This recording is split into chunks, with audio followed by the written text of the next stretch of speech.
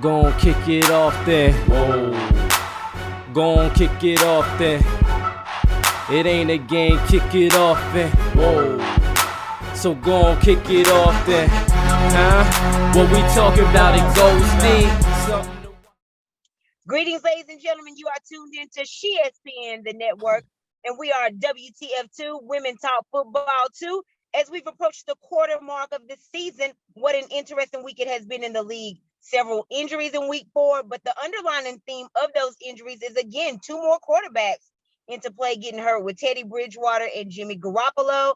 And for personal reasons, going into week 5, Calvin Ridley of the Atlanta Falcons, not only is he not playing with his teammates, he's also not even traveling to London as the Falcons face the Jets. And also, there's only 2 winless teams remaining, just 2 winless teams they are the Lions and the Jaguars. And then we went from 5 undefeated teams last week to just 1. One is the loneliest number. So we have the Arizona Cardinals as the remaining undefeated team.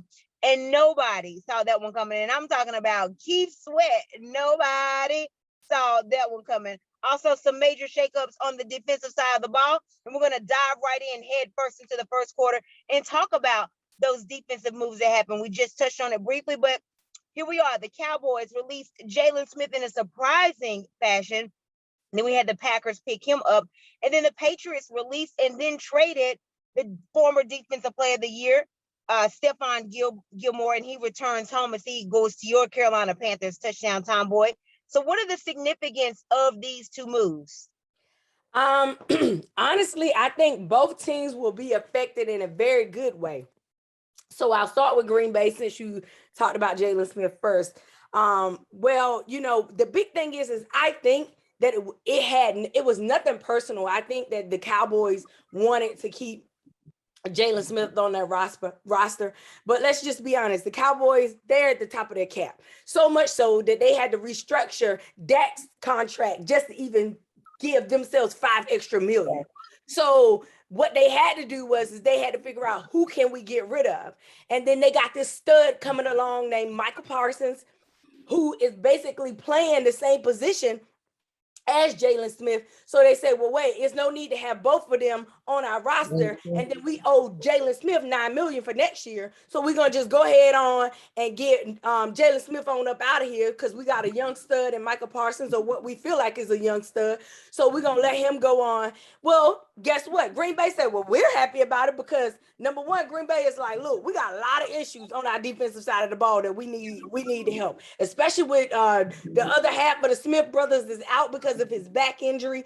So you got that going on. We don't know when he's going to return, if he'll be out for the entire season or what's going on with that. And so the Packers feel like they got a real shot, because Aaron Rodgers is back playing like the diva he is, and because he's back playing like that. So they said, look, we got to beef up this defense and get this defense right if we're going to make a Super Bowl run. So they say, well, what we're going to do is we're going to pick up Jalen Smith, with him being a good linebacker, and the fact that they're right now Green Bay is basically they're giving up a lot of yards on the run, over 100 yards a game on the run, 200 yards a game in passing, okay, and they're giving up at least 25 points. And so I think that with him being there, he'll help them to slow down the run, especially those running backs to get to the outside. He's very quick. He'll be able to tackle. He's good in tackling in space. And he'll be able to be effective, and even in the passing game. So many people don't get by him as well. So I think from that perspective, he'll just add a layer to that defense that's already struggling to get even pressure to the quarterback. And so they need that level of help from Jalen Smith. And so that's where I'm at with him. In terms of Stefan Gilmour, oh man, he could have came at a better time. Girl, okay, now we got CJ Henderson, and I know that Gilmour can't play until week 7 until he comes off the pup list, and I understand all of that.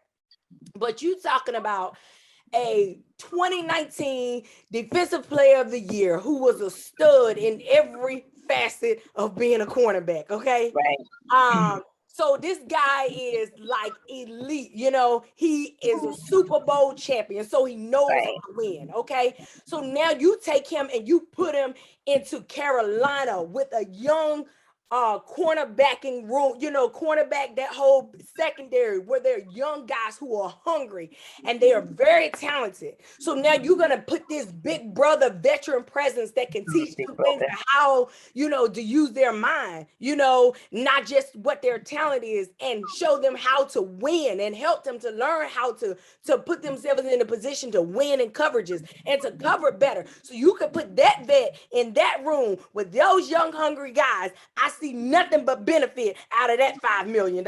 Okay. So even if he doesn't take every snap, even if he isn't 100% healthy, it's just the things that he can teach them about just his experiences from playing the game that's just going to help them to elevate their game. And it brings me back even down to, like, I know with the Panthers, when they used to have Peanut Tillman, who was an older guy. Peanut taught Josh Norman everything he knew pretty much, which is why the Peanut Punch is popular today, because of Peanut Tillman. And Josh Norman is still doing that today. So when you think about that, you think about corners and what they veterans like Stefan Gilmour and what they can add to the game and what they can teach your young people that'll benefit them for 9 and 10 years or however long they're in the league. And they'll take it wherever they go. And so when you get somebody like that as an opportunity, that is an opportunity you don't pass up. And so I think both sides of the ball will be affected, and they need a corner right now because their young stud Horn, he's got a broken foot. So if he is healthy and he can play, then of course they're going to utilize him. And if he can't play, then I think he'll be able to help them to coach up and get the ones who can play to be at their top level in playing. Absolutely. I agree with you. I like both moves also, for a lot of the reasons that you said, and a couple of different points as well. I think both guys will be essential workers. Are we still saying that now? I mean, we are still in COVID, not the first year anymore, but I think both of these guys will definitely be essential workers. And also the thing is, we're talking about, like you said, the timing of both of these guys joining the teams. I know we're just a fourth of the way through the season, but both of these teams do look like front runners to win their divisions and also make deep runs in the playoffs. So who wouldn't want to come to that? I mean, you're looking at, this is not a knock on Dallas, but the thing about Dallas is we've also seen Dallas when it comes to the postseason. Like we really haven't seen Dallas go deep in the playoffs. We've seen the Panthers appear in Super Bowls. We haven't even seen Dallas go to an NFC Championship. So, I think that this is a better situation for Gilmour to with him coming there. And we've also seen, like, Green Bay a game away from the Super Bowl, and just the depth there to where I don't know. I just like both of their situations better, just the landscape of it, the environment. I like that both of them are in new arenas playing here. Also for the Packers, this addition will make a great complement for Campbell, especially with they've had a lot of rotations on defense with the injuries, as you alluded to. And another key injury was week 3, Chris Barnes. He had a concussion. And the thing about concussions, they're very, very tricky. You have to monitor them a lot more diligently than some of the others, because we're talking about a head here. We're talking about CTE. We're talking about the skull. A lot of times when people have ACL injuries, usually your knee usually gets better after that. But again, we're talking about a concussion here, and those could come and go. You might miss significant time again. So there could be a big uptick for Smith in joining the Packers. I really, really like it. He's a fierce competitor. Aaron Rodgers said even before Smith got there, I like this guy. I'm a fan of this guy. So him joining with Rodgers, that'll be a seamless transition. In addition to that, there's familiarity. There's already camaraderie, because Smith was involved with Notre Dame, as well as Green Bay's head coach, Matt LaFleur, as Coach Carr in my Health and Skeleton voice. So there's already, it's a reunion for those two, essentially. And so there's already some good terms of him going in there. Again, very big fan of this situation. And whether Dallas admits it or not, I get the money aspect. That was very smart, because also, if Smith gets hurt again, Dallas is going to owe him $7 million off the top. And that's just $7 million empty dollars off of an injury that could very much happen. So you're right. As far as the financial part, Dallas was very smart to do so. But I do think that Dallas will miss him, even though they have the stud. I just kind of more so with the young guy, just kind of more so in just substitution situations, because it would have been almost like an even trade, maybe not age-wise, but, you don't really miss in rotating these two out. But there is one thing that I would like for Smith to do in this particular situation. I would like for him to be a little bit more explosive.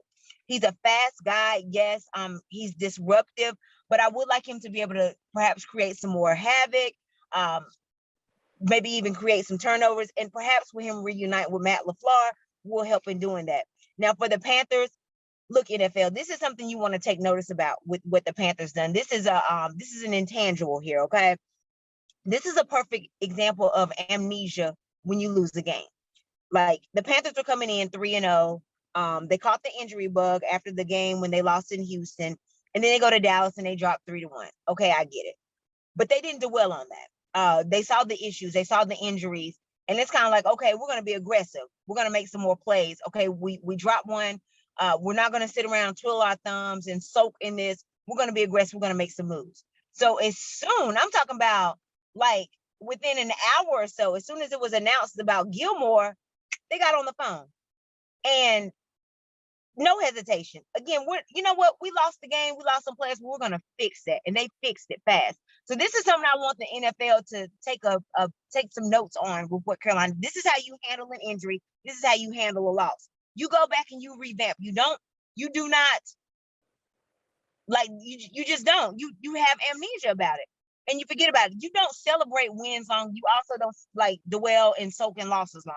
And you go and you fix the problem. So Carolina, very good job of this, bouncing right back. And then also the other thing about them getting Gilmour, he's a homeboy. He went to high school in South Carolina. He went to college in South Carolina. He still lives in South Carolina. Like or his house is either in Charlotte or South. But the fact that he was in Rock Hill, that's the first city you get into as soon as you cross the South Carolina border. So all of that. Will say North Carolina, they right there together. Yeah, pretty much, yeah. You pay less and your gas is cheaper, but otherwise it's literally a stone's throw outside of North Carolina. So he's back home. So that's gonna bring an uptick as well. Like the fans, like, oh gosh, he's back home. He's playing back in a familiar territory. He's closer. Like all of that's a bonus as well for Gilmour, the familiarity. And despite the loss to Dallas, this puts Carolina right back into that winning spirit, right back into that going deep into the NFC playoffs. This puts them right back into the conversation. Carolina did not miss a beat on this one. And I'm very proud of them. And I want to emphasize, like when people are thinking like, oh, wow, they got Gilmour for a 6th-round pick. This is a win. This really needs to make Carolina 4-1 off of that alone. Because see, here's the thing. Usually you hear like a 6th pick, that sucks. No. The Patriots did not trade him for a 6th-round pick because he sucks. They traded him for a 6th-round pick because he was going into his prime. And Bill Belichick is one of those guys that like, okay, I know you're in your prime and I know you want more money, but I'm not really going to give it to you. Okay. And so Carolina, this is the best $5 million that you guys have spent because you also a 6th-round pick. That's nothing. And again, you got a 6th-round pick. You gave up a 6th-round pick for a player that does not suck. He's actually about to go in his prime if he can just stay healthy. So again, kudos to Carolina. This is how you get it done. You're paying, like it's just really, really smart here. And like you said, even though we won't see him until week 7 coming with him playing the Giants, hey, that's enough time for you guys to get Gilmour jerseys. Now the person that's going to struggle with this is Gilmour. Now it's going to be like, who do I give tickets to? Because I'm back home. But otherwise, yeah, this is a big win for Carolina in so many aspects. And kudos to them. They definitely solidified themselves with this move. And I hope that the NFL takes notice and realize this is what you do when you lose a game. You do not dwell on it. You jump right back in head first and you get aggressive and you make things happen. All right. So moving on to the second quarter. As we mentioned, this is a slight turning point in the season. Now, it would have been easier to divide 4 into 16, of course, but now that we're into a 17-game season, 4 doesn't squeeze in quite as easily, but nonetheless, we are essentially a quarter of the way through the season. Here we are. So each team has played 4 games. No bye weeks have started yet. So each team definitely has at least 4. They have the 4 games under their notched in their belt. And with that being said, we're going to hand out some quarterly awards here. Touchdown Tomboy, what are your choices for best offensive and defensive players so far? All right. So I honestly, I got one offensive player that, I mean, and I just got to give it to him because honestly, I don't know how he doing it. I ain't figured it out yet. And that's Kyler. Kyler Murray is balling. Like, you Absolutely. cannot be less than 6 feet and be balling like that. Like he has to be balling because that offensive line is still not good.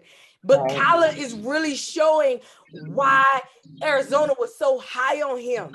And Kyler's coming to his own. He's figuring it out. I mean, he's dropping chimney dimes. I mean, he just doing it all. He's running around like a video game. Like, and then he goes up and he basically hands the Rams. You would even thought that the Rams were not even that good of a team last week. Right. So it's like, well, wait a minute. What y'all up here doing, Ram? Like, what's really going on? So, right now, Kyler, all right, I'm going to give you your just due, baby. I'm going to give you your just due. You balling this season, buddy. You balling right now. I ain't even going to look. But now on the defensive side of the ball, the crazy thing is we're seeing a lot of defensive pieces. People are talking about Trayvon Diggs, who already has 5 interceptions in 4 games. Like, that's crazy. Chandler Jones got 5 sacks already, 2 forced fumbles.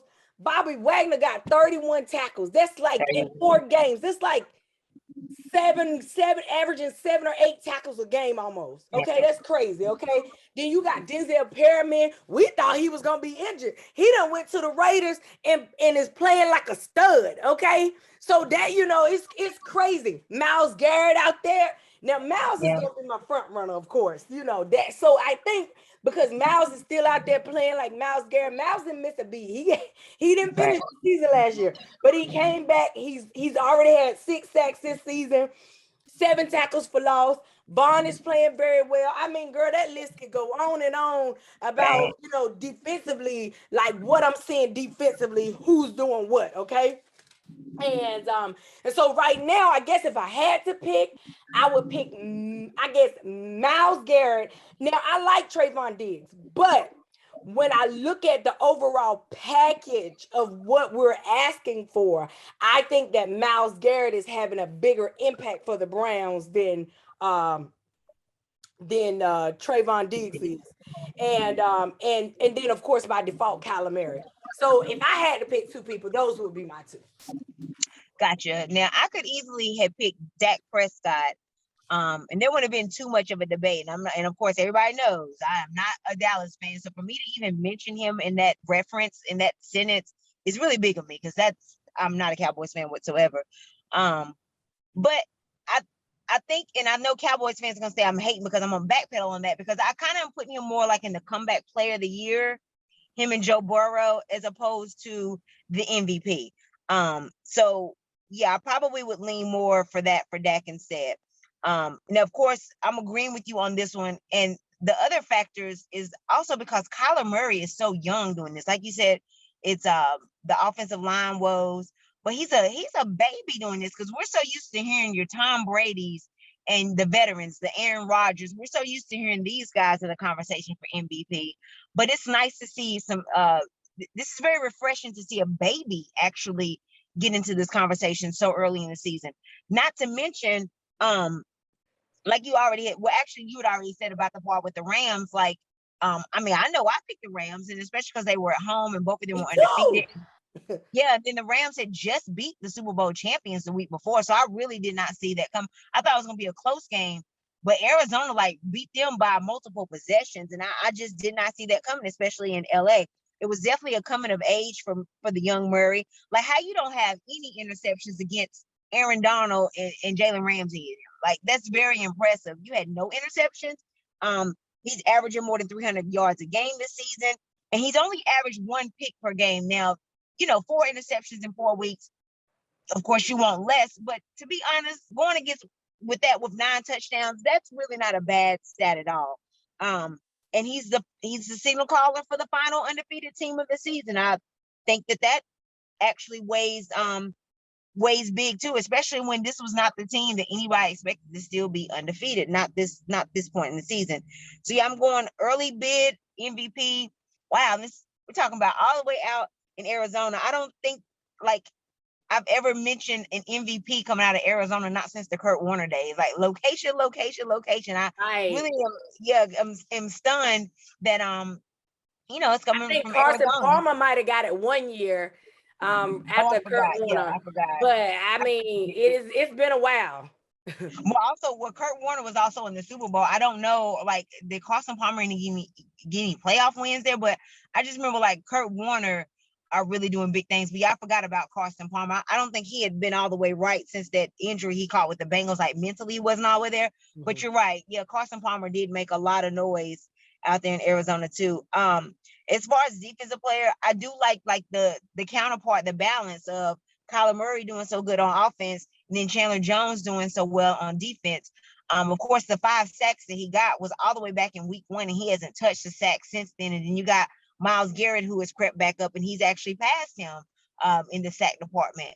But the only reason why I'm going with Diggs more so, and I totally agree with you about Myles Garrett, but the only reason why I'm going with Diggs more is because he's gotten turnovers, like, and he's got 5 of them.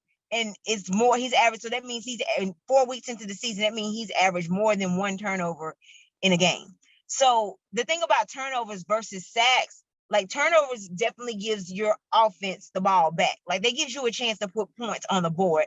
And I'm a bigger fan when it comes to like defensive stats, tackles for losses, fumble, sacks. I'm a big fan of an interception, an actual turnover, because that allows your offense to set up stuff. Yeah, defense puts them in sacks puts them in a deeper position where, like, it takes them more yards to score, or or unless it's a fumble for a loss or a sack for a loss.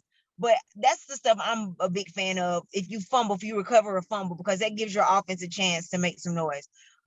Tackles, that's kind of what you're supposed to do. Tackles for loss, I feel like you're supposed to do that. But if you can actually be a ball hawk and go after and create those turnovers to put your offense in a position and put more points on the board, big fan of that. Again, this is huge of me to say this about a Cowboys fan, so I'm really sincerely saying this from my heart. I give Diggs the slight edge just because he's just allowing his offense to get back on the field. So now let's turn it over to the gifted one, the touchdown tomboy, for our halftime presentation. What you got? All right. So, we had some big names traded this weekend, okay? Over this last couple of days. And so what I wanted to talk about is I wanted to bring some clarity to a couple of terms, if one would say. So I wanted to give you the clarity between, or help you to understand the difference between a free agent, an unrestricted free agent, when a player is traded and when a player is released, okay? And then we'll touch on waivers, because that's kind of like a little bit of a different ballpark. But I'm going to help you to understand all of them, okay? And I think this one may be more for my ladies than for my guys, because you'll hear people always say, well, he's a free agent, unrestricted. The people like, I don't even know what that is. So I got exact definition. So I'm going to read exact definitions for you and maybe explain a little bit, okay? So now, unrestricted free agent is players with expired contracts, or they have completed 4 or more seasons of service. And these people, if they're unrestricted, mean they have no restrictions, they are free to sign with any team, okay? And you can also have an undrafted free agent. That means somebody that didn't even get picked up in the draft. So they are free to go to any team that they so choose, okay? Now, a free agent is a little bit different. So now a free agent is a player that can sign with other teams. He can sign with other teams, or he is under contract, but he is given permission by his current team to solicit offers from other teams. Okay. So it's a person that can be basically either they're in the middle of a contract, or they're in the contract, or for whatever reason, they may not be so happy. They want out of their situation, and they ask, hey, I want to be a free agent. And they asked the team, can I get traded? And they said, well, yeah, you can go and find you. If you can find a team that's willing to pick you up, we'll trade you. Okay. That's typically how that works. And so then you talk about a trade. So a trade is basically just that, a trade. So I'm going to give you something, you're going to give me something in return, okay? And this can only happen if the player is under contract. So for instance, just the other day, Stefan Gilmour, the way his package was set up is that the Patriots had until 4:30 that afternoon before they could consider him released. So up until 4:30, he was still under contractual obligation, which is how we were able to get in and scoop up under there and say, hey, what are y'all willing to accept for him? And at this point, they like, well, we were going to release him anyway, but what's your best offer? And I'm betting you other teams didn't quite do the same homework we did. That's why he got away for a 6th round pick, because other teams either felt like he wasn't worth it, which I highly doubt that, or they just didn't do the homework to see what was the deal about him being released, or was he still under contract? How does this all go down? What can we get for him? I mean, because a 6th rounder, that's as pretty low as you can go in terms of what you can give to get, to get a player of that caliber. So for me, I just feel like some of your GMs didn't do no homework, but we got trade daddy. But hey, that's not plug. That's not plug. Scott Federer, trade daddy is what we call him in Carolina, because he is trading somebody. But anyway. So trades happen again with unhappy players. They're at the end of a deal and then they can't quite get on the same terms of a contract. So players that were traded, i.e. Carson Wentz, got traded to the Colts. Okay, he still got that whatever the contract was, it got sent on over there, whatever. And then that's more of the whole waiver deal, which that's a whole nother ball game. Okay, so a release, when a person is released, so we're talking about released again. Okay. So when a person is released, they are no longer under any type of contractual agreement at all. They can do what they want to do, okay? Now, the only time that this is relevant is if that person has some type of guarantee in their contract when they're released, like i.e.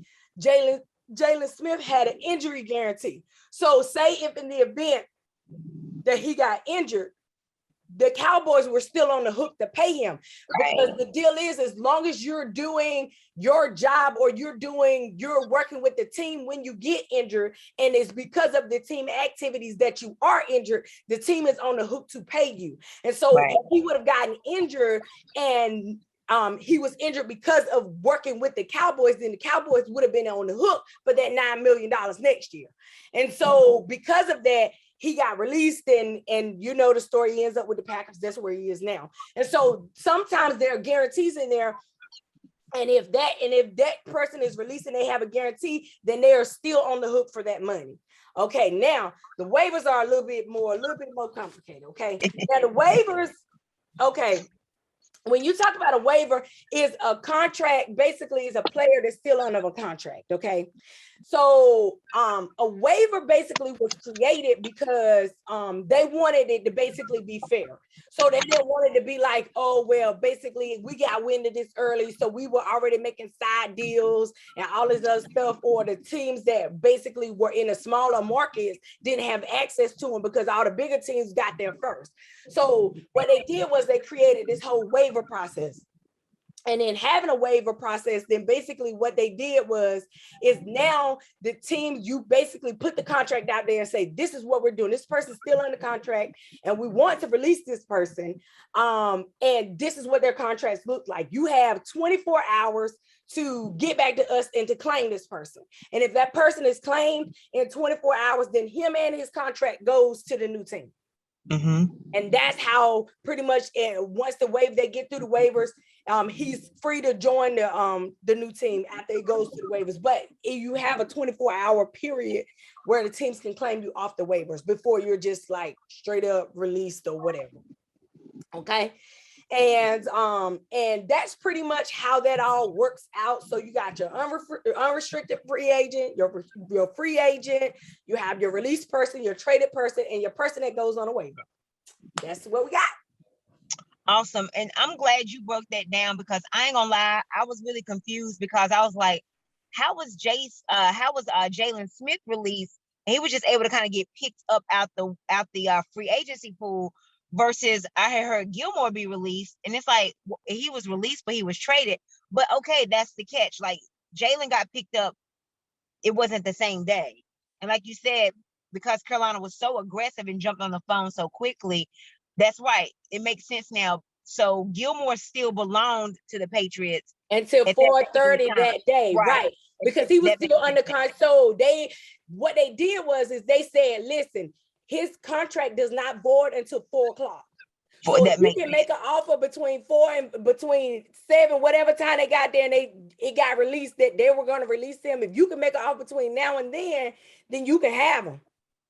That's what it was. That complete, because I could not figure that out. I mean, of course, I didn't do the research, but now I see I didn't have to because you was already on it. But I get it now, so that makes perfect sense. And then Jalen got picked up, of course, days after he got released. Perfect. It's always so insightful, so on point. So I always learn so much from you with this stuff. I appreciate it. Yeah, no doubt. Like you said, it was for the ladies, and I was one of the ladies it was for. Yeah, I did not. Well, did not make it to me. I mean, if I be honest, then I'm always like, I think I pretty much had a pretty good understanding of most of them, but I think sometimes it's like I'm a detail-oriented person, so I needed to know the details of it, if that makes sense. Right. No, that's perfect. But see, it makes way more sense than what I had thought. Because originally I was like, so what did they release them and then they turned back around and picked them up to turn around and trade them? Like, oh wait, somebody do want to trade for them. So I didn't get all of that, but it's the 4:30 factor, and Carolina made all of this happen before 4:30. Brilliant. Okay, makes sense. Good stuff. All right, so picking up where we left off with our quarterly award ceremony, just touching on a few accolades here, some acknowledgement here, 1/4 of the way through the season. T-Squared, who are your choices for offensive and defensive rookies of the year? All right, I got about 2 of them. Okay. Now, one guy, he couldn't catch a ball at all during preseason, and they gave him a very, very hard time. And now he's balling. My boy Jamar Chase, LSU in the house. He has 11 catches, 220 yards, and he already has 4 TDs. Him and Joe Burrow got a thing going on, and I think it gets migrated from LSU on to the Bengal field. And he ain't Mr. Butterfingers no more because he out there balling, okay? I'm going to tell you who's out there doing their thing. Rashawn Slater is out there doing his thing. Let me tell you something. Offensive tackles don't get no love. But guess who ain't been sacked this year? Justin Herbert, because of Rashawn Slater. Offensive lines matter, baby. And my man is doing his thing. And let me tell you why I know he's doing his thing. Because nobody has gotten past him. He's had over 87% of he has an 87% pass block win rate. Okay. Now, in the first 4 games, they've already gone up against 2 really, really good defenses. One in Washington, and they've already played the Cowboys, and they haven't got a sack on him yet. So I'm like, okay, Rashawn Slater, if I remember correctly, I think he came out of Northwestern. He out here doing the business. And I'm like, yo, Carolina, I'm going to need y'all to take the notes in this draft and make sure y'all go and pick us up a Rashawn Slater, because we definitely going to work on that O-line this offseason, all right? And that's where I'm at with them too in terms of the offensive line. Now, since we already talked about the Chargers, let me go ahead and get Mr. Samuel Jr. something, okay? They got a special little corner out there. We got a special corner out there who has 10 tackles and 2 interceptions. And he's already defended 4 passes as a rookie. And like I said, he's played some really good teams. You know, Washington's not, you know, they ain't bad. Washington got Terry McLaurin, who is a stud. Okay. And the Cowboys, you know, they got what's my guy? Amari Cooper. Oh, yeah, Amari Cooper. Yeah, and they got all types of people back there. And my guy, he back there winning. So I mean, all I'm saying is I mean, the Chargers, yeah, I see what y'all doing out there, okay? So I'm gonna give y'all a little love today. But that's who I would pick. So my rookie of the year, I think it's hard to pick because I know offensive tackles don't get no love, but to me, that's a pretty darn good because that's pretty good. He hasn't been sacked this season, and I don't think he got sacked against the Raiders either. So, that's gonna be a pretty hard one. But my defensive player, I'm definitely gonna give that to Mr. Samuel. Gotcha. I think his name is Asante Samuel. Yeah, Asante Samuel, just like his daddy. This is crazy because like at the beginning of the season, of course, this is just hindsight being 2020. I was really looking forward to my boy Najee Rumba and my Martin voice on that episode after that concentration camp, try to get his life together. But yeah, I was really expecting big things from my boy Najee Harris, especially because he landed at us in the draft. Like, I really couldn't believe he landed us. He was a need for us, especially with James Conner going on out into free agency. And I was like, oh God, this is such a seamless transition. This is going to be our guy. We get to go back to pounding the ball, kind of Jerome Bettis style. And of course, because my boys have been playing from behind so much, we haven't been afforded any opportunities to run the ball. So that scratches that thought out. So I'm so sad that I really wanted to say Najee Ramba, Najee Harris on this one, but I didn't get a chance to. But I will stay in the division, and I totally agree with you. And I'm going to go with a quarter of the way through the season offensive award going to Jamar Chase. Oh my gosh. And then the 4 touchdowns, he got 2 of those against my boys. Like, oh my gosh, half of his touchdowns came at our expense. I'm so embarrassed. But yeah, of course, Joe Burrow, that return of him coming off of injury, big part of it, their camaraderie at LSU. And, coincidentally, LSU's mascot was a tiger and they're Bengals. Yeah. And I'm like, this is really, really eerie. But yeah, it never stopped between those two. It's just a degree of separation by mascot. So yeah, those guys are really, really doing a good job. I tip my hat off to Cincinnati.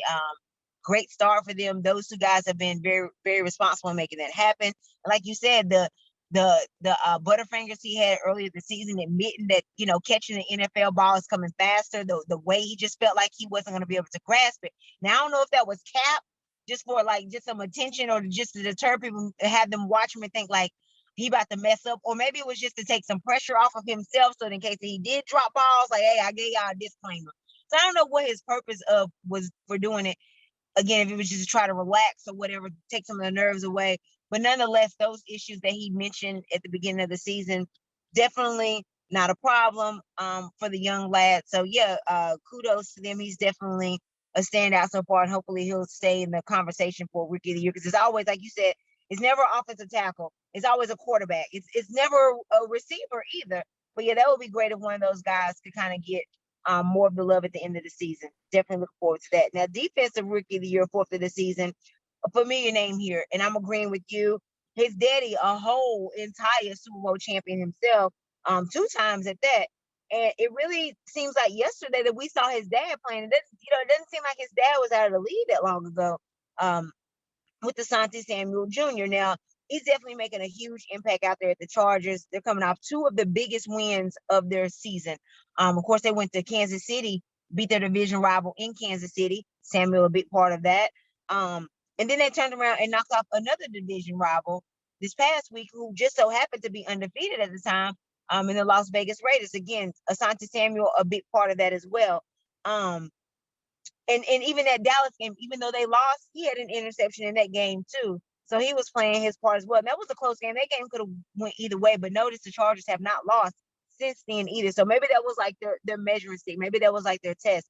But they've been doing very well these past couple of weeks against their division rivals. The pair of interceptions under his belt. And for his size and at that position, he surprisingly tackles very, very well. Cornerbacks, they're usually more like they're kind of swarm around the ball. They kind of ball hawk. Tackling's usually an issue for corners, but for him to be a rookie, he's really, really done a good job with that. And, a guy his size and guy that plays that position. So, like they say on that song, Juju on that beat, you your daddy's son, and you out there stunting like your daddy in Lil Wayne voice. So good stuff there from Asante Samuel Jr. And concluding here in the 4th quarter. Hold on, before you jump ahead though, I gotta give my baby JC Horn a little honorable mention. And I know if he didn't break his foot, he probably would have been up there with Asante Samuel, because his stats are very similar. But so I gotta give him a little bit of a little bit of love. And say, I hope he gets comeback player maybe next year if he don't make it back this year. But he was right there with Asante. I don't want nobody to think I didn't think about my own stud muffin at home, because I definitely did. But I know he can't play for a long stretch of time because of that broken foot. Yeah, definitely. So you're right. We weren't like bypassing or overshadowing. It was strictly just because of the injury. And we're only talking about a quarter of the season so far. Like you said, maybe he can come back. Hey, if if late in the season, maybe he could be in the Super Bowl. Maybe he'll be like a MVP because that doesn't happen with a lot of defensive players either. So we'll see. So yeah, definitely no. You're absolutely right. No shade to him. Just because he's not playing because of the injuries, the only reason why he wasn't acknowledged. You're right. So concluding here the fourth quarter, rounding out our mini accolades ceremony, a fourth of the way through the season. So far, touchdown time, boy. Who gets your nod as coach of the year?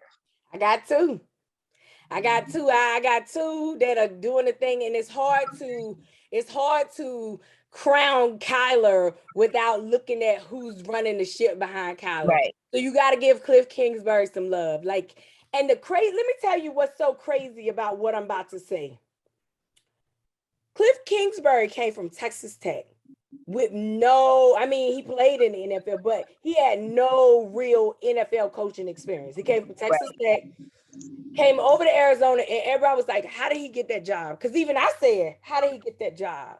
Well, now it's starting to look like, maybe I understand how he got that job, because he got this offense rolling, and it seems to look like it's going to keep rolling for a while. And so what he's doing over in Arizona is looking very, very, very formidable. Now, I'm giving it to Cliff simply because they undefeated and he got Kyler balling out. But it is very, very hard for me to overlook the great Matt Rule, because what he's doing in Carolina right now, to me, they're ahead of schedule. Like, he just came to Carolina last year, and Carolina didn't look no ways like they look this year. And I don't say that just because that's my team. I say that because I see a difference in what they're doing. Him and Scott Federer, listen, I don't know. They doing some good stuff over in Carolina. That's all I can say. So, and it's funny because the two people I'm mentioning this is their first run in the NFL. That's crazy to me. Yeah. And so those are my two coaches right now that I'm looking at. Like, what they're doing is like real deal. Like, so for me, that's where I'm at. And maybe it seems biased. I don't think I am, but hey, maybe, And I can give an honorable mention over to the coach out there with the Chargers, but I'm sticking with these two for right now. And no, you weren't biased because, like you said, even though you picked your boys, you gave very good thesis and very good facts as to the reason why. So you weren't just going like, oh, I'm going Matt Rule because that's my coach who moved 3-1. Like, you gave some deep observation. So I don't think you were biased. I think it was a very knowledgeable perspective. But it's very cliche, but I guess I'm keeping with the theme and staying out west, and I'm going with Cliff Kingsbury as well. Now, real quick, I did get a little nervous because Cliff Kingsbury, I was like, let me look up his middle name and make sure he didn't start with a K too, because I was like, the initial. I was like, I'm just saying. First name with a K, the K. I was like, hold on, let me look up his middle name real quick, and thankfully it's Timothy. So kudos to the person, but I got real nervous because I'm like, I might not give it to Cliff off that one. Like, no, but no, it's Timothy. So good stuff. But thank goodness for that. And so Murray looking good for MVP. I mean, we talked about Chandler Jones in the defensive conversations. And so, yeah, again, pretty much the 4-0 thing, the beating the undefeated Rams. And also, like, he's playing in the AFC West and the NFC West. Those are the two toughest divisions in the NFL out of all 8 divisions. Like, they're a class above. And the fact that you're doing as well as you've done, atop of that division, beat a team who had just beat the Super Bowl champions the week before with all that offensive power, and then the fact that there was no turnovers from your quarterback against that stout defense, you really got those guys up for that game. Oh, and by the way, you did it in LA. I mean, they're a very formidable team. Didn't expect it so soon because he's just getting there. Like you said, and it's his first in the NFL. And just, Arizona's doing some marvelous things. And if they keep this up, I'm going to have to change the line on that Martin episode. Sorry, Martin. Sorry I lied to you, Martin. I just didn't want to go to Arizona. Like, this is really making me want to go back to Arizona. Just seeing what they're doing and go out there to that beautiful stadium. Because, they're definitely doing big things. Very impressed with them. I don't know. Definitely a pleasant surprise from them. I agree with you about Rule. And the only reason I just tilted to Kingsbury, only, like you said, last undefeated team. Can't overlook that. But expecting Carolina to do some really big things, especially with the move that they just made this week. So absolutely, totally agree with you there. So quarter of the way through the season, those are our thoughts on offensive and defensive rookie of the year, offensive player of the year so far. Defensive Player of the Year so far, and Coach of the Year. We'll have to check back around week 8 weeks into it and see where we stand, if there's been any shifts, any improvements, any differences, anything like that. So yeah, let's go into the overtime segment with our weekly picks. Of course, we always bypass the Thursday game, but it is a division game against the LA Rams at Seattle. That'll be interesting too. Again, that's stellar NFC West. You just never know. But yeah, so Sunday's games, Jets at Atlanta. Of course, this game is in London, so this is not a home game for either team. I apologize to the folks out in London that you have to see such a crappy game with the combined wins for these two teams is 2 in week 4. And no Calvin Ridley, of course, for personal reasons. So I'm betting the Jets gonna be 2-0 after this weekend. You think so? You're going for so you're picking the Jets for this one? So the Jets going to, I wouldn't be surprised if the Jets won. The only reason why I picked Atlanta was strictly veteran quarterback. Matt Ryan really ain't that good, no way, and he doesn't have Calvin Ridley. Let me tell you something. The way they manhandled Tennessee and they got Derrick Henry coming out of that backfield, I'm telling you, Robert Saleh got them boys. He got them boys believing they can fly right now, okay? And I'm going with Jets on this one. Now, was that pun intended, believing they can fly, the Jets kind of thing? Like, was that a pun?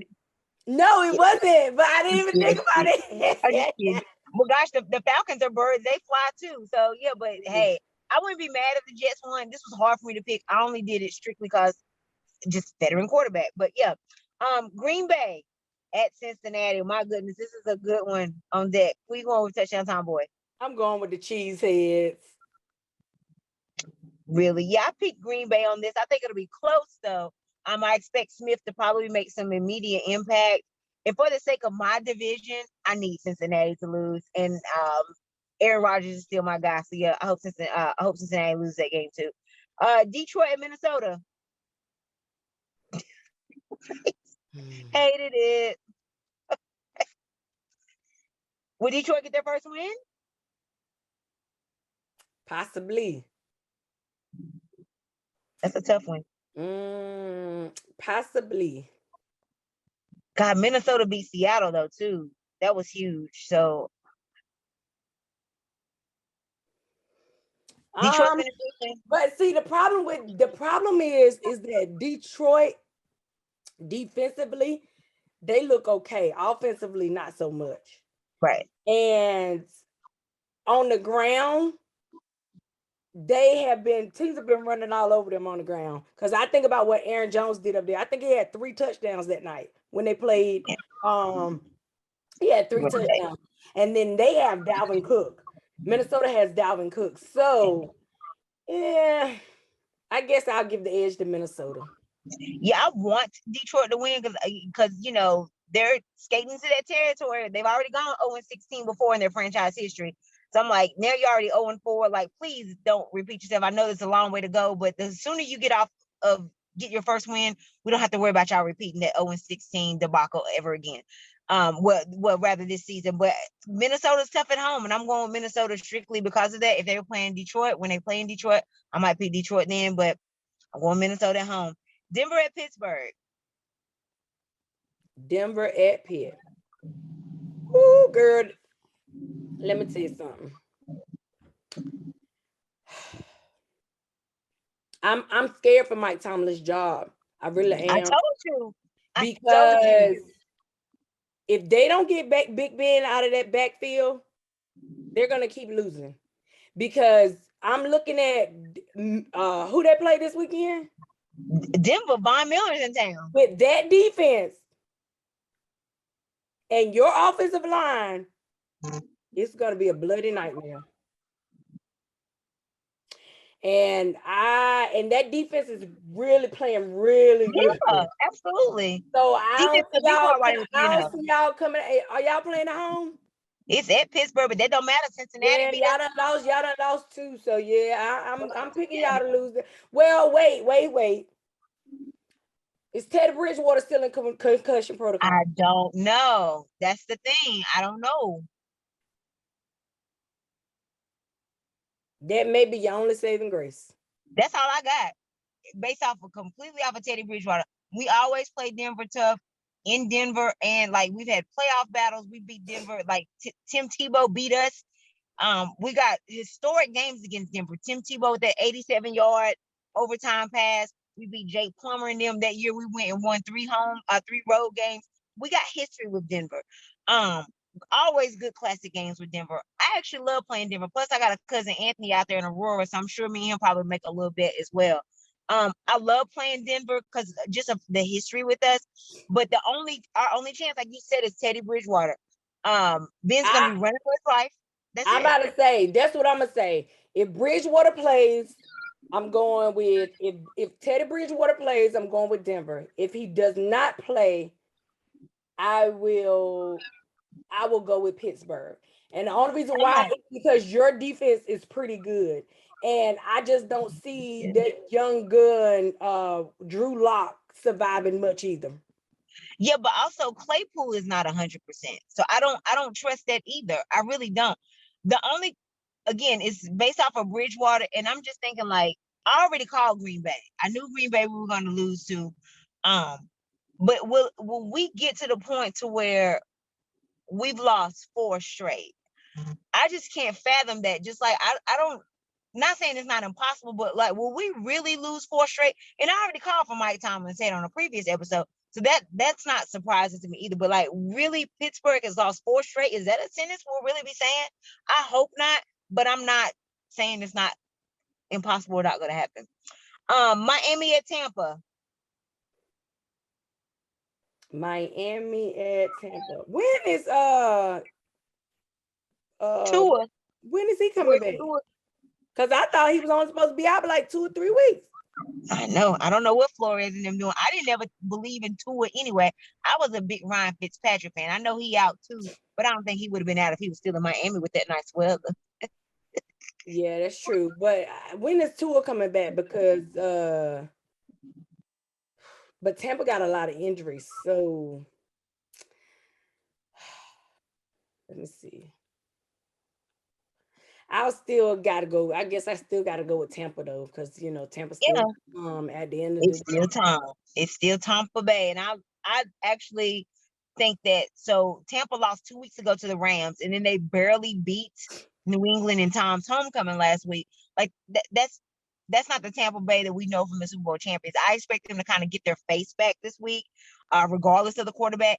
And Tom's very familiar with playing Miami. He played them twice a year, every year, all the time he spent in the AFC East. So I think it's going to be too much Tampa on this one. New Orleans at Washington. New Orleans just got embarrassed last week. They definitely lost real bad because they lost to somebody they should not have lost to. Who they lost to the Giants. They lost to the Giants in their first game in New Orleans. Back home, right? Very embarrassing. But now I'm not gonna necessarily say that's bad because I told you the Giants had all the pieces. They just couldn't put it together. Right. I told you that. So the Saints are playing who? The Saints are playing at Washington football team in DC, Maryland area.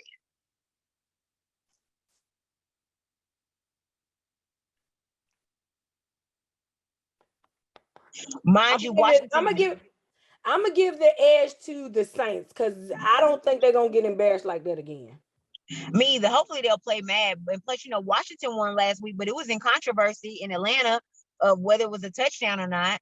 I don't know. I think New Orleans might get their face back on this one too. Philly at your boys.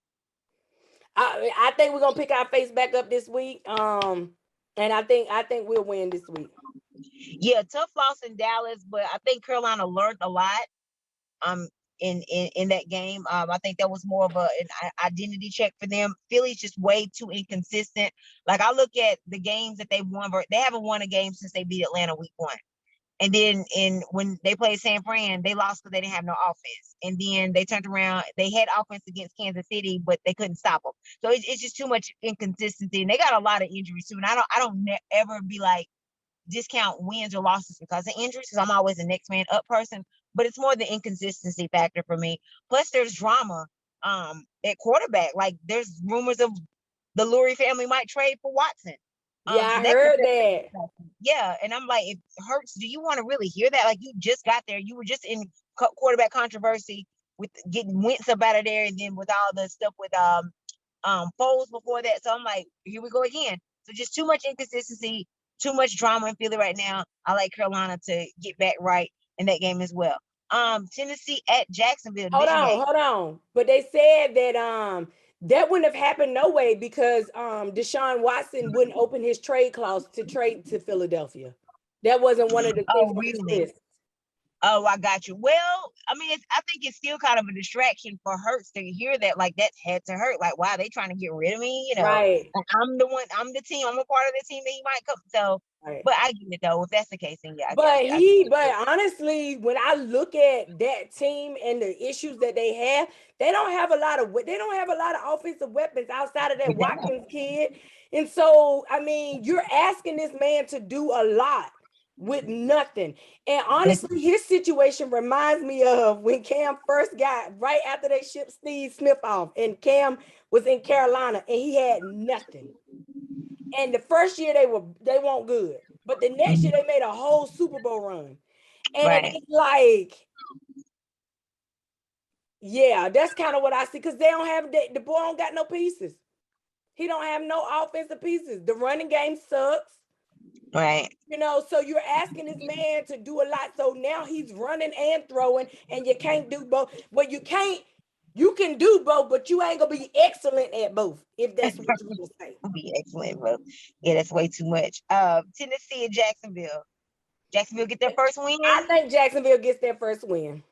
Really? Against Tennessee? Yes, because let me tell you, do you know that Ryan Tannehill is being sacked on average like 5 times a game? Yeah, the offensive line is horrid. Yeah, including Chandler Jones picking them off 5 times. And Urban Meyer has a lot to prove because of all that happened with him over this past week. So you know what? That's a good point. I think I got to go. Even though they got drama, I think winning would make it go away. I think he's gonna really push to figure out how to beat. If he doesn't, he has more of a chance this week, I feel like, than he had last week with the Bengals. And they played the Bengals very well. They did play the Bengals, where they lost off of a field goal at the end, and they had 10 days to prepare. You're right, because they played a Thursday. So if the Bengals got a way better offensive line. So now if they can muster up that same energy that they played against the Bengals with, I think by default they'll beat, and they can contain Derrick Henry. I think by default they'll beat the Titans. Yeah, and Lawrence is containing Derrick Henry. I just remember in the offseason just being so high on Tennessee because they got Julio Jones. But I didn't realize their offensive line was this bad. Their offensive line is terrible. He is getting sacked 5 times a game. Well, I will root for Jacksonville. If Tennessee wins, I won't be surprised, but I wouldn't mind if Jacksonville won and got their first win. New England at Houston. Who? New England Patriots at the Texans.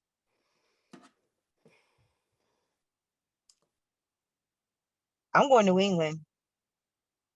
Mac Jones. Well, the only reason why I'm going with New England, when is what's his name coming back? I don't know when Tyrod Taylor coming back either.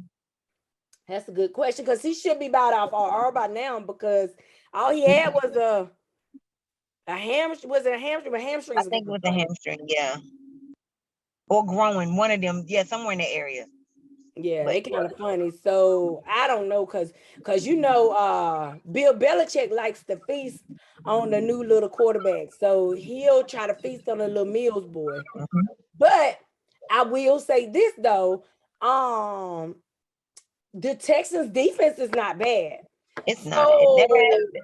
And if they can remain, the thing is I'll still probably give the edge to New England, but because just how they kind of do schemes and stuff like that. Not because I think they're the better team, because I think both teams are really bad. And I really feel like that was the main reason why they gave up Gilmour, because they felt like this season was going to be a wash. Because it's no way that you think you got that kind of stud on your team and you just give him up for a 6th-round pick. You just don't do that. And not if you think you got any hopes of going long to the playoffs. So I think they know this season is a wash for them. Well, I mean, Matt, and this is big of me to say because I'm so team Cam. Matt Jones has improved. I mean, he really looked good against Tampa. Not so much points wise, but he was a very good manager that game and stuck with them. But Tampa's defense is not good. No. I mean, I understand that, but still, like, I don't know. I just thought like it was a low scoring shootout. Like he almost played better than Tom. Yes, but the problem. Okay, so this is the thing. When you now, not that Houston is any better, but what I notice is when they've been putting him up against really good teams, it's a disaster. That's true. So I don't know. So, I mean, and plus, the way Houston is doing Watson, I don't care if they ever win a game again. So I'm gonna go for New England by default for that too. Even though I'm still. I think the Patriots are gonna win just because Bill Belichick, he knows how to manipulate all little players that ain't ever played before. So that boy probably gets sacked left and right this week. So poor little Sam Mills, I feel bad for him. That's tough. Chicago at the Raiders. Bears at Raiders.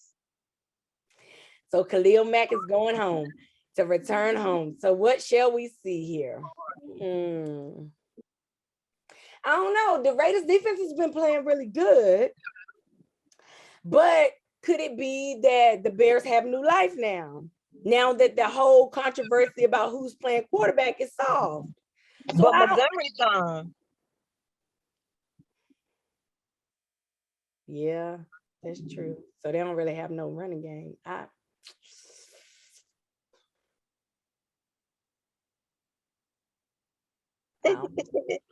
I mean, the Raiders are the better team. Yeah. But they just lost. Their undefeated record just got jeopardized. It's over. The Raiders are the better team, man. I mean, I don't see the Bears slowing down Darren Waller. Right. I mean, and even if they did, we stopped Darren Waller. It didn't make a difference. They still beat us. Derek Carr was just on fire. I don't know. Yeah, and I think he'll be mad because he lost because he didn't lose. So yeah, probably the Raiders will win. And they're playing. The Raiders are playing at home. Yep. And they're returning home. Yep. Oh yeah, the Raiders will win that game. I think so too. Cleveland at the Chargers. This one was a tricky one for me. I'm going with the Chargers. Let me tell you why. I love Cleveland. Right. But it's something about when Odell comes back, Baker turns into a bad quarterback. So I don't know if he be trying to force the ball to Odell or what be going on. Maybe. But he's not a good quarterback when Odell's there. If you notice, when Odell was not there, Baker was balling. When Odell was back, we like, what is going on with Baker Mayfield? So I don't know if it's the way they're scheming it to try to force to put Odell into their system or what, but it's not working. And they have a really, really good defense. So the Chargers have a good defense and they're playing very well. And like I said, will Myles Garrett get his first sack this week? Who knows? I don't know because Rashawn Slater's playing really well. So who knows? I don't know. But I think I'm still going with the Chargers. I think the Chargers are just feeling themselves right now. Right. And I think they're going to just be hard to slow down. Yeah, absolutely. The Chargers are on fire right now. They haven't lost since Dallas. And then they had those 2 huge wins, divisional wins the past couple of weeks.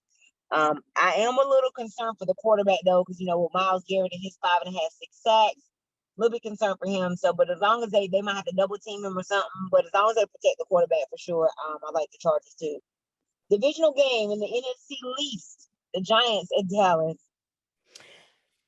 Surprisingly, the Giants are going to Dallas. Correct. Oh, they're not gonna let the Giants win in there. We got cheated out about 2 or 3 fumbles.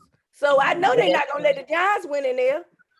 Now, had they still had Eli, who of course Eli beat Dallas in the first game that they had in the stadium, and even though Eli was here with the final score in the day, they had Eli perhaps, but I think also the Giants gave so much in that overtime win last week against New Orleans. I mean, I don't like. Can y'all get yourself back up again? I don't think so. Not with that personnel. Unless the only way I say that they might is because you know how sometimes teams come out and they be like they can't get it together, and because they say they can't get it together, then they end up not being able to get it together, and then the Giants will come out slinging, and it's like what we done got mollywopped at home because you know sometimes that happens too.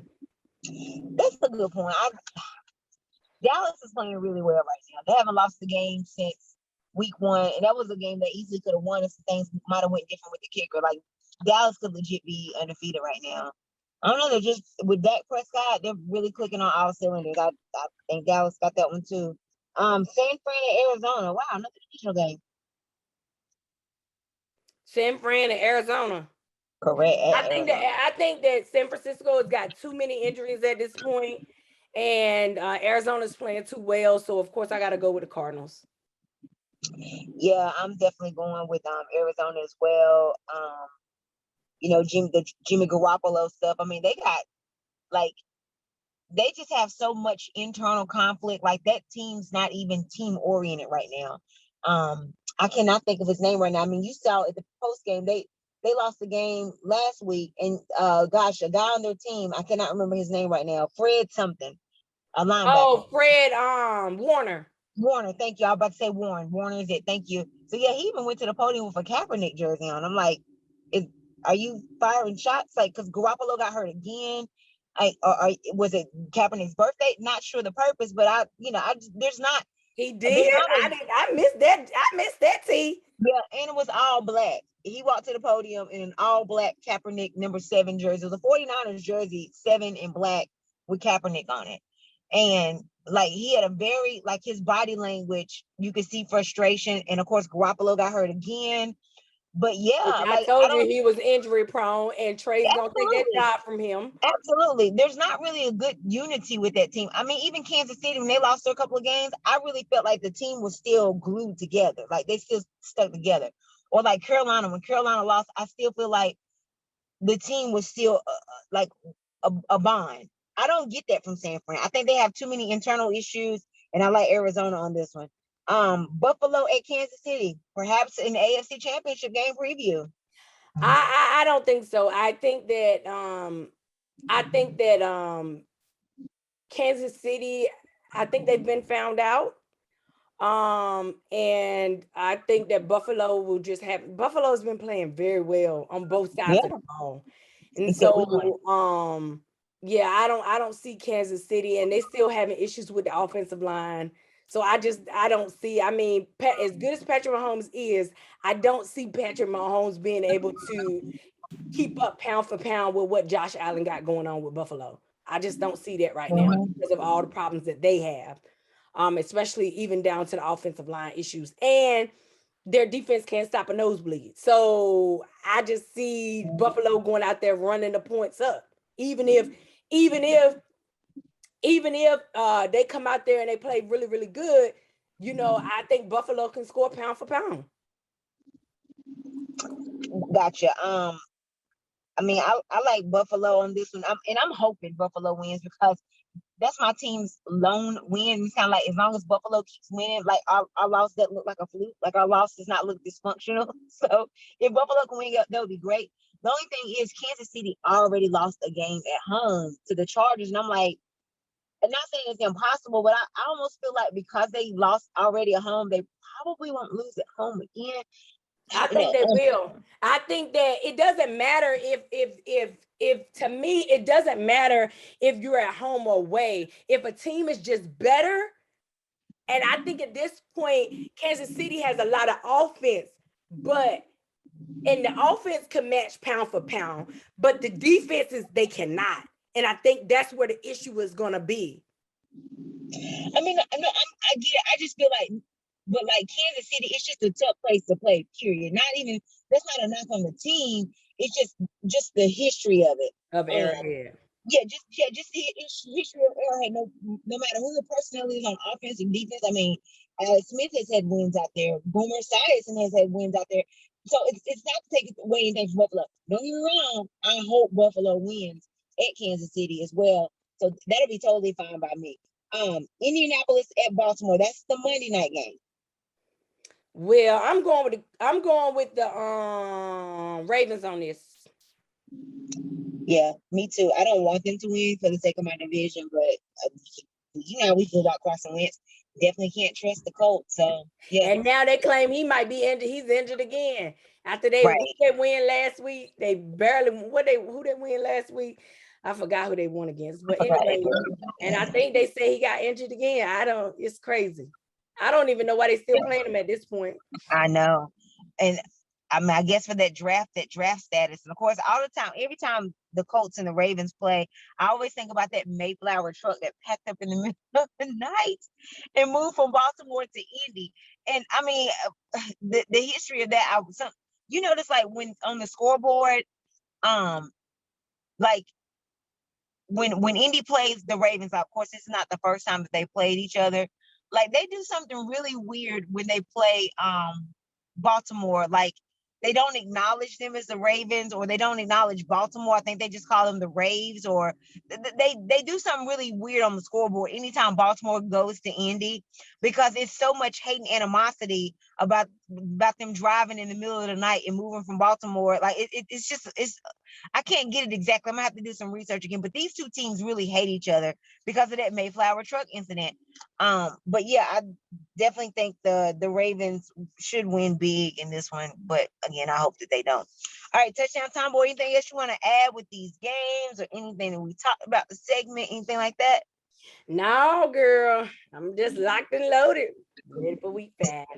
Ready for week 5. And of course, this, by the way, this particular week of games, week 5, this is the last week that we'll get a full 16 games before the bye weeks come into play. Of course, a lot of that scheduling has to do with it being 17 weeks and some pushbacks. But week 6, we'll start the bye week, so we'll have less games to talk about. But yeah, it's that time of year. So for the Gridiron Goddess, myself, Latasha Miles, aka Joan Madden, touchdown time boy, Shalika McCrimmon, and we're going to head on out. We appreciate you guys tuning in. Thanks for the comments, especially big shout outs to Travis Fuller. He really is heavy on the comments there, so appreciate that. We thank you guys so much for tuning in as well. We will catch you guys next week. Thanks for tuning into this episode of WTF 2, and we're out. All right.